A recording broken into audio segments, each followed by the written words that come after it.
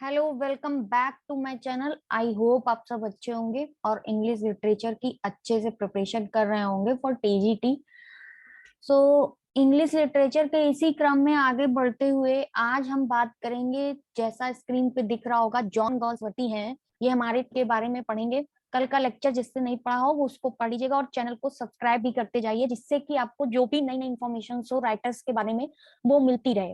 Reason बस यही है कि सबका अपना अलग तरीका होता है पढ़ाने का, और हर किसी के पढ़ाने के तरीके से आपको कुछ ना कुछ न्यू इंफॉर्मेशन मिलती ही है। न्यू इंफॉर्मेशन मिलती ही है और वो हेल्पफुल होती है। इसलिए चैनल को सब्सक्राइब कीजिएगा। और आज का जो टॉपिक है जॉन गॉल्सवर्दी, इसके बारे में आज हम पढ़ते हैं। जॉन गॉल्सवर्दी का जन्म 1863 को हुई थी। आगे इस बारे में डिटेल में पढ़ते हैं। जॉन गॉल्सवर्दी वाज बोर्न 14 अगस्त 1867। यानी इनका जन्म 14 अगस्त, तो याद रखिएगा 15 अगस्त के एक दिन पहले का जो डेट है वो है 14 अगस्त 1867। किंगस्टन हिल, सरे में। सरे कहाँ है? इंग्लैंड में। और सरे में एक जगह है किंगस्टन फैमिली। ये एक बहुत ही जल्दी फैमिली से थे। Father name John Galsworthy. जितने भी हमारे राइटर हैं, विलियम वर्ड्सवर्थ हुए, या विलियम शेक्सपियर हुए, या जॉन मिल्टन हुए, या हमारे क्या कहते, इन चारों में जो भी हैं, इनके सबके फादर के नाम जॉन क्या है? जॉन है। बट हर किसी की मदर का नाम डिफरेंट है, बट फादर का नाम ये जॉन मिल्टन, ये जॉन गॉल्सवर्दी। ठीक है। तो ये लंदन के एक सॉलिसिटर थे और प्रॉपर्टी ऑनर भी थे। की मदर का नाम लिखा हुआ है ब्लांचे बेली है। ब्लांचे बेली। बेलर का नाम था सारा जेफरे। और विलियम शेक्सपियर की मदर का नाम क्या था? Mary Shakespeare. तो हर किसी की मदर का नाम तो डिफरेंट है, बट हर किसी के फादर का नाम सेम है। ठीक है। तो ये एक प्लस पॉइंट है हमारे लिए, ज्यादा हम सब के लिए, कि ज्यादा याद करने की नीड नहीं पड़ेगी। और ये इनकी पढ़ाई कहाँ हुई थी? हैरो एंड ऑक्सफोर्ड यूनिवर्सिटी से इन्होंने अपनी पढ़ाई की थी। जैसे हम सबकी लाइफ होती है ना, अब कभी कभी क्या होता है कि ये याद नहीं रहता है स्टूडेंट्स को, ये याद नहीं रहता, स्लिप हो जाता है माइंड से, कि इतने सारे जो डिटेल होते हैं। तो ऐसे रिलेट किया कीजिए कि जैसे हम सबका बॉर्न कब हुआ, हम सब कब पैदा हुए, वहां से एक जर्नी शुरू हो जाती है। तो मोस्टली जो 10 to 15 ईयर्स होते हैं वो ऐसे ही चले जाते हैं। हर किसी नाम है जॉन गॉल्सवर्दी, जो हमारे पड़ोस में रहता है, वो आया है और वो हैरो और ऑक्सफोर्ड यूनिवर्सिटी से एजुकेटेड है। ठीक है। नेक्स्ट मूव करते हैं 1889। अब आते हैं हम कि हम बर्थ कब? 1867, राइट। अब आते हैं 1889 पर। 1889 में, और पर उनको बार में प्रैक्टिस के लिए बुलाया तो गया, पर वो गए नहीं। 1890 में उनको बार की प्रैक्टिस के लिए बुलाया गया, पर वो गए नहीं। तो इसका 89, यानी कि 22 ईयर्स। हाँ, ठीक है। 22 ईयर्स के ये हो गए थे तब 89 के हो गए ना, तब वही 23 या 22 या 23 ईयर्स के, 22 या 23 ईयर्स के हो गए थे, तब इन्होंने ऑनर डिग्री लॉ में ली थी। पर इन्होंने कभी प्रैक्टिस नहीं की। इनको 1890 में बुलाया भी गया बार में, पर ये गए नहीं। और 1893 he went on a trip around the world. सारी ट्रिप पे निकल गए 1891-93 में। ट्रिप पे निकल गए। कैसे चले जाते थे ये लोग ट्रिप पर? कितना पैसा होता था इन लोगों के पास, ये ट्रिप पे निकल जाते थे। 1891 to 93 ये लोग ट्रिप पर, ये लोग कह रहे हैं जॉन गॉल्सवर्दी जो है ट्रिप पर निकल गए। 1895 में इन्होंने अपना career as a writer start किया।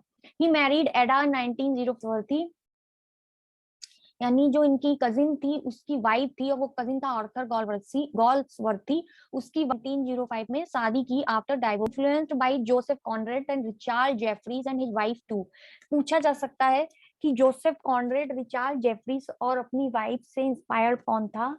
तो वो थे हमारे जॉन गॉल्सवर्दी।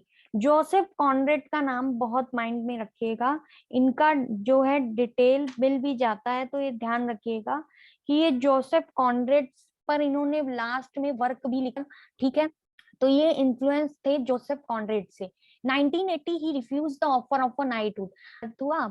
फिर 1889 में इन्होंने जो है लॉ की डिग्री ली। 90 में ये प्रैक्टिस करने नहीं गए। ठीक है। और फिर जो है इन्होंने 1890 लिटरेचर एज अ राइटर इन्होंने वर्क करना शुरू किया। ठीक है। अब ये जो इसके बाद क्या 90, तो क्या होता है ना कि जो चीजें हमारे लिए पढ़ने के लिए इम्पोर्टेंट है एग्जाम पॉइंट ऑफ व्यू से, हम उन्हीं के बारे में ही पढ़ते हैं। बाकी चीजें हम पढ़कर जो एग्जाम पॉइंट ऑफ व्यू से हम पढ़ते हैं उन्हीं को याद नहीं रख पाते, और क्या पढ़कर करेंगे। इसीलिए जो जो इम्पोर्टेंट है वही वही केवल पढ़ाया जा रहा है। 1980 में ही रिफ्यूज द ऑफर को रिफ्यूज कर दिया था। इन 1912 he made a tour of slaughter houses. Slaughter houses का इन्होंने इंग्लैंड में टूर किया था, और बाद में इन्होंने एक स्लाटर हाउस से रिलेटेड एक वर्क भी, इन्होंने प्ले भी लिखा था। ठीक है, और कैसे इनह्यूमैनिटीज थी स्लाटर्स एनिमल्स में, इस चीज का भी इन्होंने उसी work. In 1921 he was elected the first president of the London section of P organisation था। PEN poet playwrights full form था, जिसके फर्स्ट प्रेसिडेंट बनाए गए थे, और ये लंदन में 21 में ये उसके प्रेसिडेंट बनाए गए। 1929 the order of merit was conferred on him. ठीक है, तो जो ऑर्डर ऑफ मेरिट इनको मिली थी वो 1929 में इनको मिली थी। Next move to next was confirmed on him by Cambridge. Cambridge के से इन्होंने डीलिट जो है कंफर्म कर लिया था, यानी कर लिया था, डीलिट की जो है उपाधि ले ली थी। ठीक है, 1931 ही वाज अपॉइंटेड रोमांसेस कहां पर, ऑक्सफोर्ड में। ठीक है, आई होप आपको समझ में आ रहा होगा कि 1895 he started work as a writer, and after that 19 क्या बोलते हैं 1930 has gone to slaughter houses। हमने क्या पढ़ा, 1912 को ये गए थे, 1912 गए थे ये स्लाटर हाउसेस यूज किया। ठीक है, 1921 में ये एक पेन ऑर्गेनाइजेशन है जिसके ये प्रेसिडेंट जो है बनाए गए। Which year 1921, which year 1921। Next आता है 1929 को डिलीट किया इन्होंने। ठीक है, और फिर 1932 को इनको नोबेल प्राइज मिला, और 1930 हमें छोड़कर चला गया। 31 जनवरी 1933 he died from brain tumour at his London line. कि वो पहली बात तो किससे उनकी डेथ हुई, ब्रेन ट्यूमर हो गया था, उससे डेथ हो गई। और दूसरी बात रीड में था लंदन में, वहां पर इनकी डेथ हुई, Hampstead home Grove. Next move to next slide की इनके इंपॉर्टेंट वर्क क्या क्या थे, इन्होंने क्या क्या एग्जैक्टली लिखा था। अभी तक हम now we are reading about Galsworthy. ठीक है, अब हम बात करेंगे, now we are talking about important work about Galsworthy. क्या क्या इन्होंने वर्क लिखे थे। तो पहला है फ्रॉम द फर्स्ट है from the four winds, a collection of short stories. From the four winds क्या है, कलेक्शन ऑफ, इन्होंने अपना जो वर्क स्टार्ट किया वो कलेक्शन ऑफ शॉर्ट स्टोरीज से, सूडोनेम से ये स्टार्ट किया था। और इनका पेन नेम क्या था, जॉन सिंह जॉन। क्या नाम था, इन्होंने अपने ओरिजिनल नेम से स्टार्ट नहीं किया था, इनका एक पेन नेम था जॉन सिंह जॉन। उस नाम से इन्होंने अपना वर्क करना जो है स्टार्ट किया था, जॉन सिंह जॉन नाम से। ठीक है, ध्यान रखना है। ये फर्स्ट नॉवेल आया उनका रिटन इन 1898। जोसलीन जो उनका नॉवेल था वो पब्लिश ही नहीं हुआ, वो उन्होंने केवल लिखा था 1898 को, पर पब्लिश नहीं हुआ। First story, first novel, first short story, ये सब माइंड में रखने वाली बात है, और इसको माइंड में रखिएगा। फर्स्ट स्टोरी है man of Devon. Man of Devon जो है 1901 में इन्होंने लिखी थी। द आइसलैंड फ्रेरीज क्यों पढ़ते हैं, क्योंकि ये इनका से लिखा था, यानी कि जॉन गॉल्सवर्थी के नाम से इन्होंने ये प्ले लिखा था, फर्स्ट सॉरी नॉवेल लिखा था, और उसका नाम था आइसलैंड फ्रेरीज। राइट, तो repeat again, from the four winds first work था, as a short story has written, and next first novel Jocelyn, which was never published, Jocelyn. First story man of Devon 1901 में आया, and 1904 the island Pharisees novel आया, जो कि इन्होंने अपने on name से publish किया। ठीक है, आई होप समझ में आ रहा होगा। नेक्स्ट आते हैं 1906 द सिल्वर बॉक्स। ये इनका एक इंपॉर्टेंट वर्क है, द सिल्वर बॉक्स। अब इस वर्क में इन्होंने क्या बताया है, आज हम इनके वर्क के बारे में पढ़ेंगे, इनके करेक्टर्स के बारे में इतना डिटेल में नहीं जाएंगे। नेक्स्ट जब हम लेक्चर लेंगे तब हम उसमें आपको जो इम्पोर्टेंट कैरेक्टर्स होंगे किसी भी इनके प्ले और नॉवेल्स के, वो हम बता देंगे। ये मत समझिएगा कि लास्ट 10 ईयर से जो भी कैरेक्टर्स पूछे जा रहे हैं जरूरी नहीं है कि वही आए, और कुछ नया नहीं आ सकता, इट इज नॉट नेसेसरी। तो you know all these things related to John Galsworthy. I hope you are getting my point. So that the play of Galsworthy based on the idea that for the rich and another law for the poor. As you all know about John Galsworthy कि he is a मतलब he was a his work was related to society problems, right? तो जो भी इनके work थे वो society problem से related थे, ठीक है। तो उस समय ये जो सिल्वर बॉक्स आया ये मॉडर्न सोसाइटी में आया, और उस समय क्या था कि रिच के लिए अलग लॉ था उस वर्क में और पुअर के लिए अलग लॉ था उस वर्क में। ऐसा सिल्वर बॉक्स में इन्होंने दिखाया, जो कि जनरली सोसाइटी में, और जो कि इस समय 7 में जॉय लिखा। ये प्ले क्या शो करता है, प्ले गर्ल पे एक यंग गर्ल का स्ट्रेस और स्ट्रेन शो करता है, जो कि she grows into lover and women, दोनों ही करेक्टर होते हैं उसके। It is also the whole of family relation, ठीक है। नेक्स्ट वन इनका आता है जो कि इंपॉर्टेंट है 1909 strike is the second play of Galsworthy, capital and labour. ये इनका एक सेकंड प्ले होता है जिसमें ये कैपिटल और लेबर के बीच में डील कॉन्फ्लिक्ट दिखाया गया है डील करते हुए, ठीक है। और ये द स्टोरी लेट वर्क्स, मतलब ये त्रिनार्था टिन प्लेट्स एक फैक्ट्री है जिसका नाम है, और वहां पर वर्क ऑर्डर्स पे ये फैक्ट्री बनी हुई है त्रिनार्था टिन प्लेट्स। वहां पर लेबर और कैपिटल्स वर्क करते हैं, यानी कि लेबर जो क्लास होती है वो वर्क करती है, और लेबर क्लास को कैसे डोमिनेट करते हैं, तो वो स्ट्राइक में 1909 में एक्सप्लेन किया गया है। तो मूव टू नेक्स्ट, तो 9 में आया, ठीक है। स्ट्राइक के साथ द एल्डेस्ट सन 1909 में आया, बट मोस्टली जो उनके बहुत फेमस हो चुके हैं वही मोस्टली लेक्चर में लोगों द्वारा पढ़ाए जाते हैं, पर ऐसा नहीं है कि आप उनके और प्ले के बारे में नहीं जान सकते, क्योंकि क्वेश्चंस के फॉर्मेशन जो है वो अब ऐसे भी होने लगे हैं कि इनमें से कौन सा play which one of these not play related to John Galsworthy. अब उनमें से प्ले लिख देगा, आपको दो के बारे में पता है और दो के बारे में आपने पढ़ा ही नहीं है, तो ऐसे भी क्वेश्चन फॉर्म हो सकता है। तो the eldest son 1909 and this play deals with class consciousness. Class क्या है, the eldest son of an English baronet falls in love with wants to marry serving maid. एक एल्डेस्ट सन होता है, वो एक सर्विंग मेड होती है, उससे प्यार करने लग जाता है। तो यहाँ पर ये कास्ट, अपर कास्ट और लोअर कास्ट के बारे में एक मैसेज दिया है इन्होंने। जो अपर क्लास और लोअर है कि एक इंग्लिश बैरोनेट लड़का होता है जो कि एक सर्विंग मेड होती है, शादी करना चाहता है, तो इस बारे में द एल्डेस्ट सन में बताया गया है। 19 जो सबसे एल्डेस्ट सन होता है ये, इसीलिए एल्डेस्ट का एक फेमस प्ले है, most popular and popular play, most important and popular play, ठीक है। Try to show that there no justice on our legal system. हमारे लीगल सिस्टम में जस्टिस प्रॉपर नहीं होता है, ये बताया गया है जस्टिस 1910 में, ठीक है। 1911 एक आता है पिजन, द पिजन, और this play expresses the evils of shelter home and poor house. मतलब इसमें बुराइयां दिखाई गई हैं शेल्टर होम्स जो होते हैं और पुअर हाउस के बारे में। नेमिंग द सोशल आउटकास्ट, जो कि हमने और भी पहले पढ़ा है कि सोशल आउटकास्ट के बारे में भी बताया गया है। में आया था ये प्ले, और ये प्ले स्टडी ब्रेन, स्टेफन मोरे हैं जो वो इसके एक प्रोटैगनिस्ट है। तो क्वेश्चन फॉर्म हो सकता है कि which play is related to Stephen More.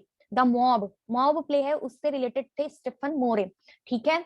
The fugitive 1930 happy marriage, एक क्लियर एक फीमेल होती है जो कि अपनी शादी में खुश नहीं होती है, वो अपने हस्बैंड से जो है नफरत करने लगती है, और and she has to lose her home loss her home, और जो लॉस ऑफ रिस्पेक्ट, दूसरे लोगों की नजर में अपना घर भी खो देती है और रिस्पेक्ट भी खो देती है, ठीक है। तो ये द फुगिटिव के बारे में, फुगिटिव में ये वो इसकी प्रोटैगनिस्ट है, क्लियर जो है वो प्रोटैगनिस्ट है। अब इनके कुछ इंपॉर्टेंट वर्क्स हैं जिनके बारे में इतना आप मत जानिए पर नाम जरूर जानिए। A bit of 1970 the weavers आया, द स्किन गेम्स 1919 में, लॉयलिटीज 1921, द फॉरेस्ट 1922 को आया, and the windows 1922, the show 1925 and escape 1926। ये इनका एक इंपॉर्टेंट वर्क है जिससे क्वेश्चंस आ जाता है आज भी। फॉरसाइट जो क्रॉनिकल्स हैं, ये ट्रायलॉजी है, और उसमें दो इंटरल्यूड्स भी हैं जो कि 1906 1921 के बीच में, ठीक है। पर जो फॉरसाइट सागा है ये फर्स्ट पार्टी जो 1906 में आया, Indian summer of a Forsyte 1918 में आया, इन चांसरी 1920 में आया, अवॉकनिंग 1920 और टू लेट 1921 में आया। तो इसमें इंडियन समर ऑफ फॉरसाइट ये एक इंटरल्यूड है और एक अवॉकनिंग ये एक इंटरल्यूड है। ठीक है, आई होप समझ आ रहा होगा कि एक Indian summer of Forsyte interlude है और अवॉकनिंग सेकेंड इंटरल्यूड है। बाकी इनकी ये फर्स्ट बुक है, ये मैन ऑफ प्रॉपर्टी और इन चांसरी, और टू इंटरल्यूड है इंडियन समर ऑफ फॉरसाइट, ये 2 इंटरल्यूड है, 3 इनकी बुक है इसमें फॉरसाइट सागा में। नेक्स्ट द व्हाइट मंकी 96 में आया, अ साइलेंट 1927, पासर्स बाई 1928। तो अब इसमें जो इंटरल्यूड है वो है अ साइलेंट मूविंग एक इंटरल्यूड है और पासर्स बाई एक इंटरल्यूड है। ठीक है, तो the white monkey, the silver spoon, a silent moving, passers bye, swan song. White monkey, silver spoon, silent moving, passers bye, swan song. ठीक है, ये मॉडर्न कॉमेडी एक ट्रायोलॉजी है, ट्रायोलॉजी थी एंड ऑफ द चैप्टर। तो 3 trilogy, the Forsyte saga first, second आती है हमारी, सेकंड कौन सी ट्रायोलॉजी थी, modern comedy and property, Indian summer of Forsyte, और क्या था, टू टू लेट, अवॉकनिंग, और क्या था, इन चांसरी, जिसमें इंडियन समर ऑफ फॉरसाइट आता है, the white monkey, the silver spoon, a silent moving, passers by, swan song, जिसमें साइलेंट मूविंग और पासर्स बाई है एंड ऑफ द चैप्टर, जिसमें मेड इन वेटिंग 1931 में, flooring wilderness 1932, one more river over the river 1933 में आया। और ये chapters जो है इनकी थर्ड ट्रायोलॉजी में आए। तो 3 ट्रायोलॉजी कौन कौन सी, Forsyte Saga, a modern comedy and end of the chapter. ठीक है, ये 3 ट्रायोलॉजीज हो गई। और इनमें वर्क में पहले में वर्क क्या आया, a man of property, the man of property, Indian summer of Forsyte, in chancery, awakening और टू लेट, जिसमें इंडियन समर ऑफ फॉरसाइट और अवॉकनिंग 2 इंटरल्यूड है। नेक्स्ट आता है मॉडर्न कॉमेडी ट्रायोलॉजी, उसमें है the white monkey, a silent moving, the silver spoon, passers by और swan song. तो साइलेंट मूविंग और पासर्स बाई 2 इसमें इंटरल्यूड है। थर्ड ट्रायोलॉजी है एंड ऑफ द चैप्टर, यानी कि made in waiting, flower wilderness, one more river over the river 1933। इसको क्या है ना कि आप अगर कई बार पढ़ेंगे, कई बार सुनेंगे, केवल कोई जरूरी नहीं होता है कि YouTube पे कोई चीज आप पढ़ रहे हो उसको आप दोबारा नहीं पढ़ सकते हो, उसको आप दोबारा कई बार केवल सुनिए, ध्यान से बस सुनिए कि माइंड में बिल्कुल फिट हो जाएगा कौन सी इनकी ट्रायोलॉजी और कौन से वर्क थे। तो ये जो जॉन गॉसवर्दी का इंपॉर्टेंट है वो मैंने आपको बताया। बस इसका एक लेक्चर और होगा जिसमें हम आपको ये बताएंगे इंपॉर्टेंट कैरेक्टर्स हैं वो कौन कौन से थे, उनसे भी क्वेश्चंस आ सकते हैं। बस इस तो आई होप आपकी पढ़ाई अच्छी चल रही होगी, पढ़ते रहिएगा और चैनल को सब्सक्राइब करना बिल्कुल मत भूलिए ताकि आपको next lecture, next notification continuous मिलता रहे। Thank you so much.